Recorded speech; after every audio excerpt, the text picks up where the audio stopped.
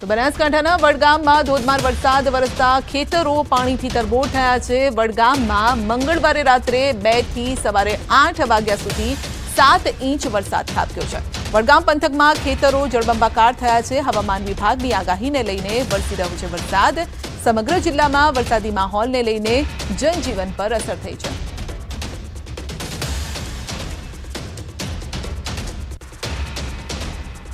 બનાસકાંઠાના મુખ્ય મથક પાલનપુરમાં પણ ધોધમાર વરસાદ ખાબક્યો છે। શહેરના વોર્ડ નંબર 11 ગણેશપુરાના આંબાવાડી વિસ્તારમાં પાણી ફરી વળ્યા છે। લોકોના રહેણાંક મકાનમાં પાણી ફરી વળતા ઘરવખરીનો સામાન પલળી ગયો છે। સ્થાનિકોએ કહ્યું કે હજુ સુધી નગરપાલિકાનું તંત્ર વિસ્તારમાં ફરક્યું નથી। તાત્કાલિક ધોરણે પાણીનો નિકાલ કરવામાં આવે તેવી સ્થાનિકોએ માંગ કરી છે। ગણેશપુરા વિસ્તારમાં આજે વહેલી સવારે જે 3.5 ઇંચ જેટલો વરસાદ પડ્યો, આખો વિસ્તાર ડૂબમાં ફેરવાઈ ગયો છે। લોકોના ઘરોમાં પાણી ભરાઈ ગયા છે। લોકોને ઘર વખત નુકસાન થયું છે। પાલિકાને જાણ કરવા છતાં હજુ સુધી કોઈ તાક્યા નથી। અહીંયા સ્કૂલનો રસ્તો બંધ થઈ જતાં લોકો અવર જવર મુશ્કેલી પડી રહી છે। બાળકો સ્કૂલથી વંચિત રહ્યા છે। લોકો ચા પાણીથી વંચિત છે। આ 10 વર્ષ જૂનો પ્રશ્ન છે, જે વરસાદી પાણી નિકાલનો પાલિકા દ્વારા સત્વરે નિકાલ કરવામાં આવે એવી અમારી માગણી છે। પરિસ્થિતિ અત્યારની એવી છે કે કેટલા ઘરોની અંદર પાણી ભરાયા છે મજબૂત, બરાબર। એ પાણીનો નિકાલ થયો નથી। હજી નગરપાલિકાને જાણ કરી છે, પણ નગરપાલિકાની હજી કોઈ ટીમ આવી નથી। ખંભાતના જર્જરિત મકાન ધરાશાયી થયું છે। ભારે વરસાદના કારણે બંધ મકાન ધરાશાયી। ખંભાતના આરી પાવર હાઉસ પાસે જર્જરિત બંધ મકાન ધરાશાયી। ખંભાતમાં ભારે વરસાદને લઈને કાચા પાકા મકાનોને ભારે નુકસાન થયું છે।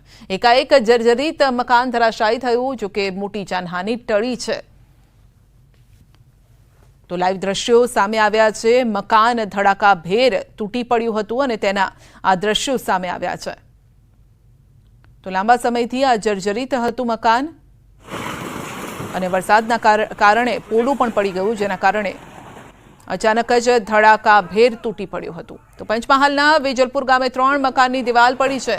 મકાન ખાલી હોવાથી જાનહાનિ ટળી છે। તો કાલોલ તાલુકાના વેજલપુર ગામે દિવાલ ધરાશાયી થતા દોડધામ મચી ગઈ। વરસાદી વાતાવરણને લઈને જૂના બાંધકામવાળા મકાનોને નુકસાન થયું છે। અચાનક દિવાલ ધરાશાયી થતા આજુબાજુના રહીશો પણ ભયભીત બન્યા છે। મકાનમાં કોઈ રહેતું ન હોવાથી જાનહાનિ ટળી છે। કાલોલ મામલતદાર ટીમ ઘટના સ્થળે પહોંચી છે।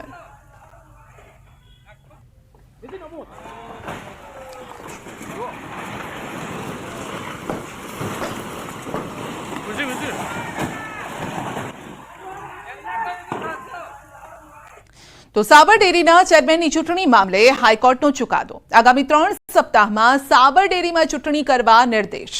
ડેરીમાં ચેરમેન અને વાઇસ ચેરમેનની ચૂંટણી 4 મહિનાથી બાકી છે। પૂર્વ ધારાસભ્ય અને ડિરેક્ટર જશુભાઈ પટેલે ખખડાવ્યા હતા હાઈકોર્ટના દ્વાર। સાબર ડેરીના નેતાઓએ હવનમાં હાડકા નાખવાનું કામ કર્યું હોવાનો પણ જશુભાઈનો આક્ષેપ છે। તો નેતાઓએ અંગત સ્વાર્થમાં પશુપાલકોને મોડો ભાવફેર આપ્યો છે તેવું જશુભાઈનું કહેવું છે। નામદાર હાઈકોર્ટે હુકમ કરી જે લોકો હવનમાં હાડકો નાખવા વાળા હતા તે એમની મહેલી મુરાદ બદ ન આવી અને 20 દિવસ 25 દિવસ પહેલો ચૂંટણીની કાર્યવાહી પૂરી કરવાના હુકમો નામદાર કોર્ટે આપ્યા। લોકોમાં આનંદ છે આજે કે એમની જીવાદોરી છે ફરી જીવંત થઈ। આણંદ જિલ્લામાં પડેલા ભારે વરસાદે તારાજી સર્જી છે। તાજેતરમાં સોજિત્રા તાલુકામાં પડેલ વરસાદના કારણે તેમજ ઉપરવાસનું ડાકોર કાંસનું પાણી છોડાતા ખેડૂતોને વ્યાપક પ્રમાણમાં નુકસાન થયું છે। તેના કારણે સોજિત્રા તાલુકા તેમજ અન્ય ગામોમાં ડાંગરનો પાક પાણીમાં ગરકાવ થઈ ગયો છે। ખેડૂતોના હાલ બેહાલ થયા છે। કેટલાક કાચા મકાનોની દિવાલ પણ ધરાશાયી થઈ છે। પશુઓના ઘાસચારામાં પણ વરસાદી પાણી ફરી વળ્યા છે, જેને લઈને તમામ પીડિત લોકો સરકાર પાસે આર્થિક સહાયની અપેક્ષા કરી રહ્યા છે। સોજિત્રા તાલુકાના આજુબાજુના ગામડાઓમાં 22 ઇંચ વરસાદ પડવાથી ખેતીને ઘણું બધું નુકસાન થયેલ છે અને તદુપરાંત ડાકોરના જે કાંસનું જે પાણી આવ્યું છે એનાથી જનજીવન ખોરિત થઈ ગયું છે। અમારે સરકારને એવી નમ્ર વિનંતી કે જો અમને કંઈક સરકાર તરફથી મદદ મળે તો ખેડૂત ઊભો થાય।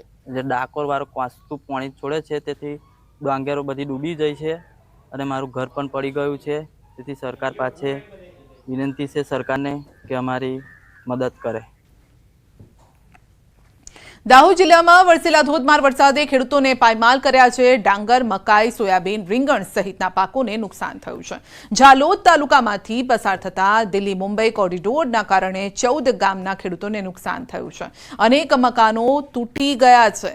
તો ખેડૂતોએ કહ્યું છે કે આજ દિન સુધી ખેતરોમાં પાણી ન ભરાયા, પરંતુ દિલ્હી મુંબઈ કોરિડોર પ્રોજેક્ટ ખેતરમાંથી નીકળતા રોડ પરનું પાણી ખેતરની અંદર આવ્યું। ખેતરોમાં તળાવ જેવા દ્રશ્યો જોવા મળ્યા। મોંઘા ભાવના બિયારણ લાવી મહેનત કરી વાવેતર કર્યું, પરંતુ પાક તૈયાર થાય તે પહેલા જ વરસાદે તારાજી સર્જી। 14 ગામના ખેતરમાં પાણી ભરાયા છે અને ખેડૂતોને લાખો રૂપિયાનું નુકસાન છે। ખેતરને પાક્યા પહેલા સાફ કરી નાખી। અમારે છોરા બૈરાને કઈ રીતે શું ખવડાવવાનું હે, એટલે ઘણો કપરો સમય આવી ગયો છે। હવે બધું દેખો, જ્યાં જોઈએ ત્યાં પાણી ભરાઈ ગયું છે। હે, મકાઈ બી ઊભો પાક સુકાઈ ગયો છે પાણી ભરાઈ જવાથી। મારા ખેતરમાં 500 થી 1000 છોડ રીંગણ છે, તો બી રીંગણ બી એકદમ સાફ થઈ ગયા છે અને મકાઈ બી મારી ઊભો પાક ગળતર થઈ ગયો છે। અને આ કોરિડોર રોડ બનવાથી મારો ખેતરને પાણી બધું ત્યાંથી કોરિડોરથી મારા ખેતરમાં બધું પાણી આવ્યું। આ ચોમાસામાં આ કોરિડોર હાઈવેના અંડોળ માટી પુરવાના કારણે અમારા ઝાલોદ તાલુકાના 14 ગામોમાં ઘરોમાં અને ખેતરોમાં પાણી ભરાઈ ગયું છે અને તેના કારણે અમારા ખેડૂતોનો સોયાબીન, મકાઈ જેવો પાક છે એ તદ્દન ધોવાઈ ગયો છે, સુકાઈ ગયો છે અને મકાનોમાં પાણી ભરાઈ જતા અમારા મુંદા અને ધારાડુંગર ગામમાં મકાનો 7 થી 8 મકાનો પણ પડી ગયા છે। દાહોદ જિલ્લામાં ધોધમાર વરસેલા વરસાદે તારાજી સર્જી છે, તેની સાથે જ ખેડૂતોને પણ માથે આપ ફાટ્યો છે અને આ આપ ફાટવાનું કારણ અન્ય એક કોરિડોર રસ્તો પણ છે। સરકાર દ્વારા કોરિડોર રસ્તો લોકોની જે સેવા માટે કરવામાં આવ્યો હતો, વિકસિત ભારતના સંકલ્પ સાથે જે કોરિડોર રસ્તો બનાવવામાં આવ્યો હતો, પરંતુ આ જ કોરિડોર રસ્તો જે છે ખેડૂતો માટે અત્યારે અભિશ્રાપ બનીને બેઠો છે। કારણ કે કોરિડોર રસ્તાના જે પાણી છે તે પાણીના વહેણમાં ખેતરોના અંદર પાણી ભરાઈ જવાથી ભારે નુકસાન થવા પામ્યું હતું। અત્યારે આપ જે દ્રશ્યોમાં જોઈ રહ્યા છો, સમગ્ર જગ્યા ઉપર જ્યાં આપ દ્રશ્યો જોઈ રહ્યા છો ત્યાં મકાઈનું વાવેતર કરેલું છે, પણ મકાઈના અંદર ડોળા એટલે કે મકાઈ આવતા પહેલા જ જે વરસાદે તારાજી સર્જી હતી અને તેની સાથે જ જે તેના ઉપર કોરિડોરનો પણ તેઓને માર પડ્યો હતો। દ્રશ્યોમાં આપને હું જે પાણી ભરાયા તે દ્રશ્યો જોવડાવી છું।